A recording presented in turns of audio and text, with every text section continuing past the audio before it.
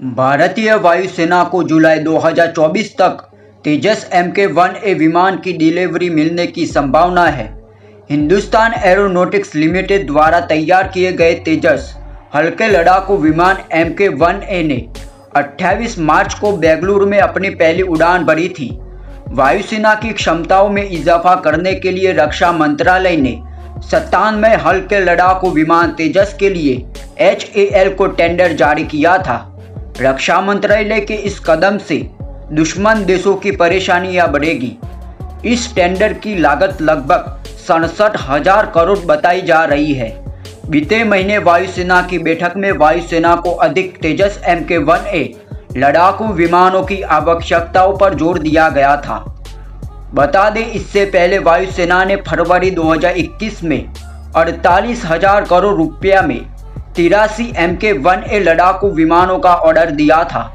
विमानों की खरीद में हालिया टेंडर इस सिलसिले में दूसरी कड़ी मानी जा रही है। इन 83 लड़ाकू विमानों में से पहली खेप को वायुसेना ने 31 मार्च तक वितरित किया जाना था, लेकिन प्रमुख प्रमाण पत्रों के कारण डिलीवरी में देरी हो गई है। अब यह डिलीवरी जुलाई में की जाएगी। यहाँ यह बताना जरूरी है कि पहले से ऑर्डर किए गए 83 लड़ाकू विमानों की पूरी डिलीवरी 2028 तक होने की उम्मीद है। लड़ाकू विमानों के लिए भारतीय वायुसेना की बढ़ती ज़रूरतों को पूरा करने के लिए HAL ने LCA Mk-1A के लिए नासिक में एक नए प्रोडक्शन लाइन स्थापित की है।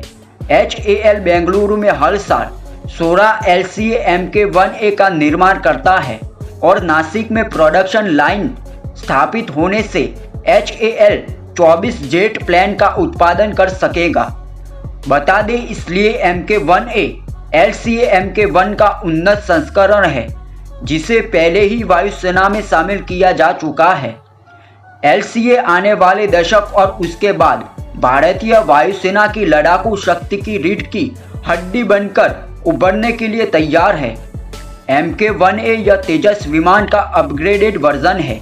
इसमें कई आधुनिक उपकरण लगे हैं। इस विमान में रडार वार्निंग रिसीवर, आत्मरक्षा के लिए जैमर पॉड सहित और भी कई अहम खूबियां हैं।